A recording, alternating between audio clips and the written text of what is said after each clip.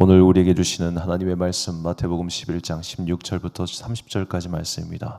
마태복음 11장 16절부터 30절까지 말씀, 저와 함께 한 절씩 교독하시겠습니다. 이 세대를 무엇에 비길까? 마치 아이들이 장터에 앉아서 다른 아이들에게 이렇게 말하는 것과 같다.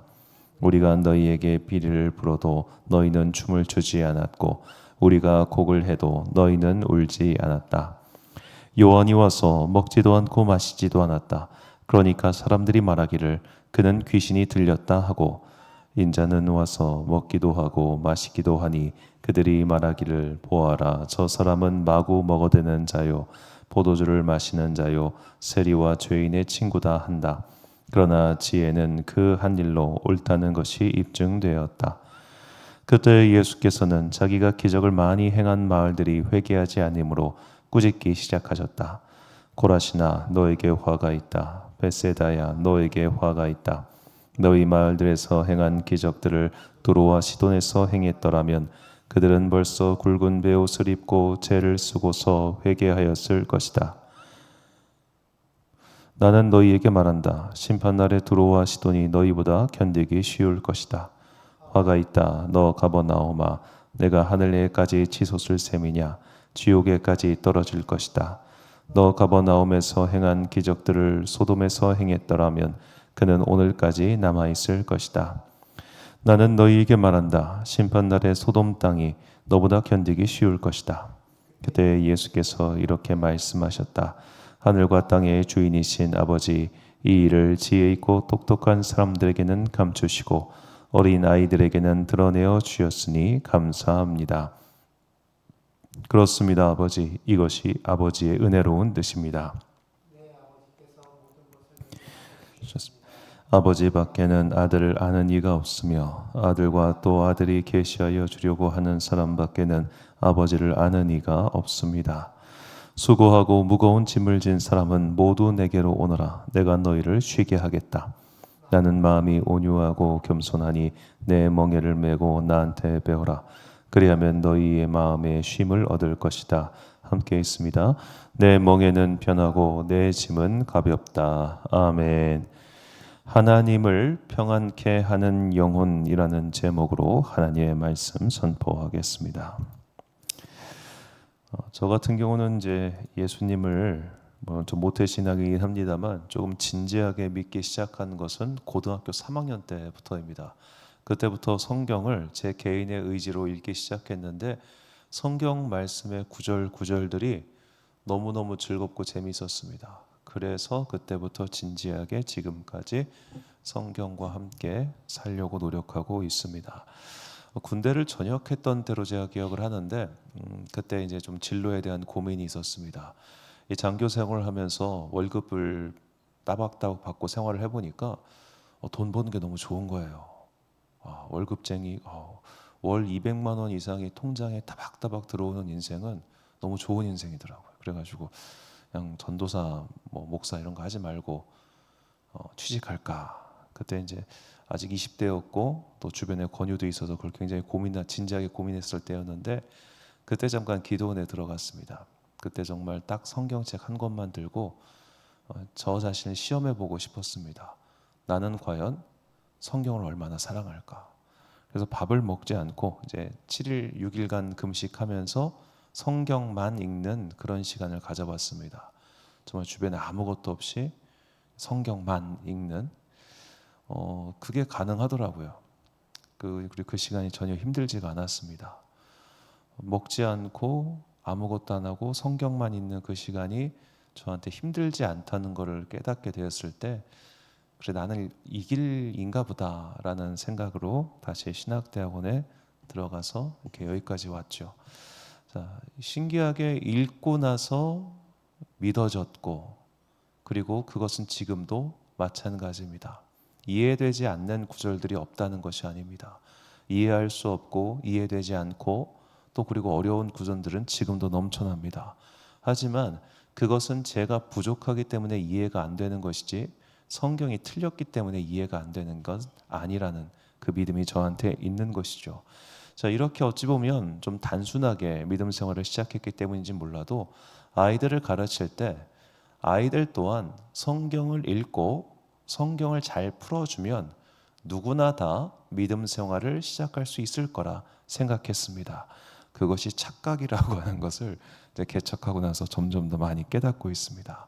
자, 믿음은 하나님의 선물이라고 합니다. 이것을 바꿔 말하자면 하나님께서 그에게 선물 주지 않으시면 그 어떠한 방법을 써도 그는 못 믿어요. 오늘 본문에서 예수님께서 그 말씀을 하십니다. 16절과 17절 말씀 보니까 이 세대를 무엇으로 비유할까? 비유하건대 아이들이 장터에 앉아 제 동물을 불러 이르되 우리가 너희를 향하여 피리를 부어도 너희가 춤추지 않고 우리가 슬피 울어도 너희가 가슴을 치지 아니하였다 함과 같도다. 자, 이 세대를 이렇게 비유하십니다. 아무리 소리 지르고 아무리 외쳐도 너희는 믿지 않는다. 자, 그래서 그 뒤에 나오는 베세다라든지 고라신이라든지 이런 마을들에 대한 회개의 선포는 여기와 연결되어 있습니다. 야, 너희들은 이렇게까지 내가 했으면, 이렇게까지 말씀을 전하고 기적을 베풀고 하나님의 권능을 보여줬으면 너희들은 믿어야지. 그런데 너희는 안 믿는구나. 뭘 보여줘도 너희는 믿을 생각이 없구나. 왜 그럴까 보니까 하나님께서 그의 계시를 받은 자에게 아버지와 아들을 알게 해주신다고 예수님께서 말씀하세요. 26절과 27절 보니까 옳소이다 이렇게 된 것이 아버지의 뜻이니이다. 내 아버지께서 모든 것을 내게 주셨으니 아버지 외에는 아들을 아는 자가 없고 아들과 또 아들의 소원대로 계시를 받은 자 외에는 아버지를 아는 자가 없느니라. 아멘. 계시를 받은 자, 즉 하나님의 예정하심 속에서 그분의 선택을 받게 된 사람, 그 사람들만이 아버지를 알게 되는, 즉 믿음이 시작할 수 있다는 이야기입니다. 자, 그렇다면 여기서 우리는 자칫하면 수동적인 믿음 생활로 전락할 수 있습니다. 그래, 내가 지금 믿음이 없는 건 계시를 안 줘서야.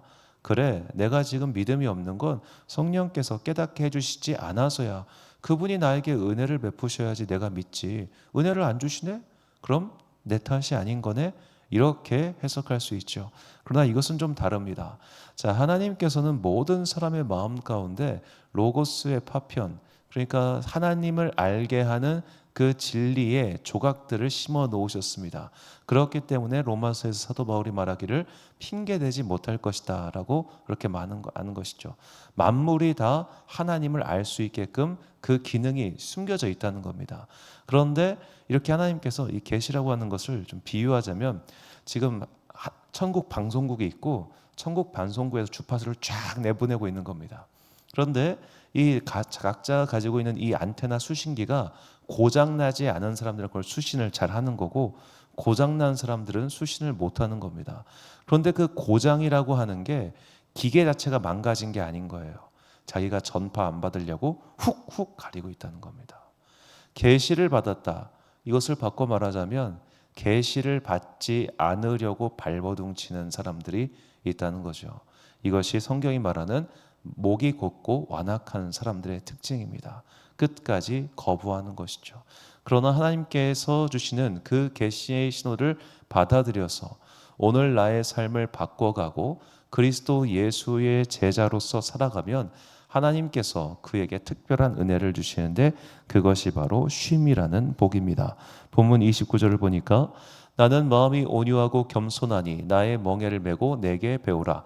그리하면 너희 마음이 쉼을 얻으리니.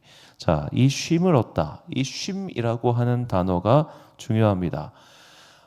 헬라어니까 직접적으로 히브리어와 등치시키기 어려운데 히브리어 단어에서 쉼이라고 하는 단어로는 유명한 단어가 있죠. 바로 샬롬입니다. 샬롬. 자, 이 샬롬은 어떤 상태인가? 단어의 뜻을 이제 원어로 쭉 분석해 보면 그 가장 근원적인 의미는 샬롬은 빚이 탕감받은 상태입니다. 더 이상 나에게 채무가 존재하지 않는 상태가 샬롬입니다. 달마다 은행 이자 내는 분들은 아실 겁니다. 채무가 없다는 게 얼마나 내 삶을 풍성하게 만드는지, 반대로 채무가 있다는 게 얼마나 내 인생의 목을 조여오는지 말이죠. 자, 이 채무가 없는 인생이 샬롬입니다. 예수님께서 나를 믿고 나를 따라오고 나에게 배우는 그 사람들, 하나님의 계시를 받아 아무리 말해도 듣지 않는 저런 사람들이 아니라 그 계시를 수용하고 이제는 그 계시의 말씀의 뜻에 따라서 예수 그리스도를 믿고 그에게 순종하고 그를 따라가는 자들에게는 그들 가운데 샬롬을 주신다는 뜻이죠. 자, 그 샬롬을 주신다고 했을 때 그 샬롬이 참 놀라운 일들을 일으킵니다.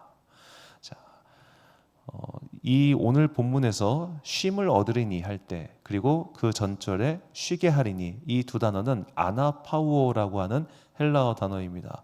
이 단어가 그렇게 성경에서 많이 쓰인 단어가 아닌데요. 이 아나파우오가 쉼을 얻다, 쉼을 얻게 하다, 주로 사람들에게 적용될 말이죠. 그런데 이 단어가 하나님께 적용된 사례가 딱 하나 나옵니다. 베드로전서 4장 12절과 14절 말씀 보니까, 사랑하는 자들아, 너희를 연단하려고 오는 불시험을 이상한 일 당하는 것 같이 이상히 여기지 말고 너희가 그리스도의 이름으로 치욕을 당하면 복 있는 자로다. 영광의 영 곧 하나님의 영이 너희 위에 계심이라. 자, 여기서 너희 위에 계심이라 라고 할 때 이 계시다라는 헬라어가 아나파우어입니다. 그래서 우리말 번역된 여러 버전을 아무리 봐도 다 너희 위에 계신다라고 번역을 해놨어요. 저 아나파우어란 단어는 쉬게 하다, 쉼을 얻다 라는 뜻인데 말이죠. 그래서 제가 라틴어 번역을 보니까 이렇게 번역합니다. 하나님의 영이 당신 안에서 쉬고 계시기 때문입니다. 자, 너희가 그리스도의 이름으로 치욕을 당하면 복 있는 자로다. 영광의 영 곧 하나님의 영이 너희 안에서 쉬고 계시기 때문이다. 이게 무슨 말일까요? 하나님의 영이 우리 안에서 쉬고 계신다니, 우리 안에서 평안을 누리신다는 게 이게 무슨 뜻일까요? 사도 바울은 말합니다. 너희 영이 하나님의 영이 거하는 거룩한 전이라는 것을 모르느냐. 우리가 많이 말하기를 우리가 거룩한 성전이다, 그렇게 비유로 표현하지 않습니까? 자, 불같이 오는 연단의 시험을 거친 사람, 그는 하나님의 영이 그를 보시고 평안을 누리실 만큼 순결하고 아름답고 단련된 그런 사람이 된다는 것이죠. 자, 우리가 주님께만 쉼을 얻는 게 아니라, 우리가 주님의 은혜로만 시원해지는 것이 아니라, 그런 우리를 보면서 하나님께서도 기뻐하시고 시원하시고 심지어 평안을 얻으신다는 겁니다. 이것은 매우 놀라운 구절입니다. 하나님이 우리로 인해서 평안해지신다니, 하나님이 우리로 인해서 그 마음에 평안을 얻으신다니, 놀랍지 않습니까?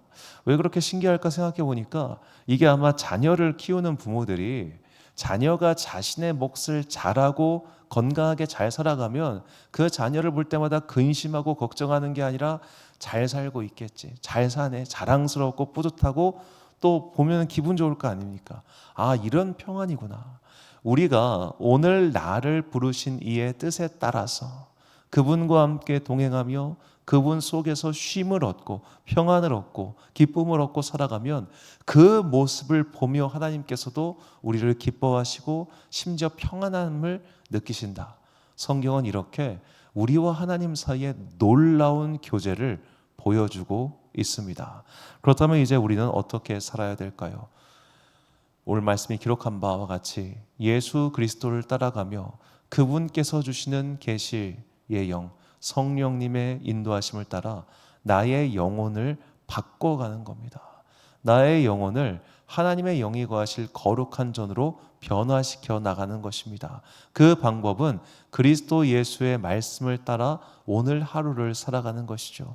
이렇게 우리가 여하튼 간에 뭔가 내 뜻대로 되지 않고 뭔가 생각대로 풀리지 않는 그런 와중에도, 그럼에도 불구하고 끝까지 하나님의 말씀을 신뢰하며 그 쉼을 향해 달려가면 하나님도 우리를 보시고 기뻐하시고 평안을 얻으시고, 마침내 우리는 주님의 그 나라에서 모든 것이 함께 계시는 그 평안의 완성을 누리게 될 것입니다.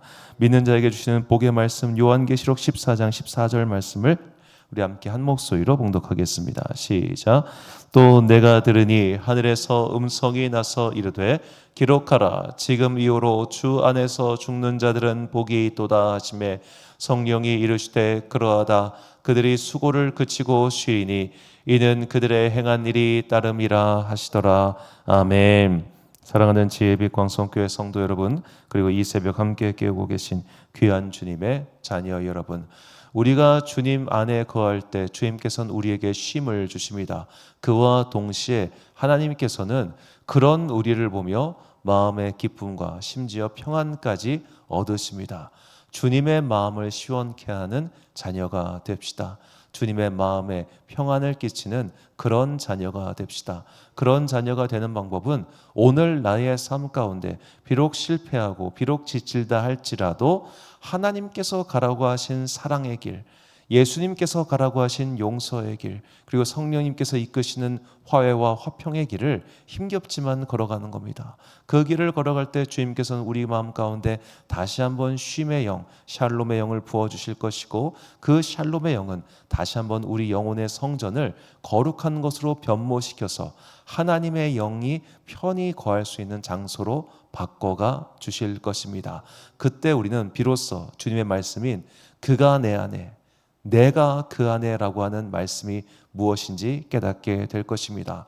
그 놀라운 하나님과 함께하는 복과 기적을 체험하며 살아가는 그런 여러분과 제가 되시기를 주님의 이름으로 축원합니다. 기도하겠습니다. 사랑과 내가 풍성하신 아버지 하나님, 오늘 하나님과 함께하는, 하나님과 하나가 되는 놀라운 신비에 대한 말씀을 깨닫게 해주시니 감사합니다. 우리가 주님께 충성할 때 주님께서는 우리에게 쉼을 주십니다.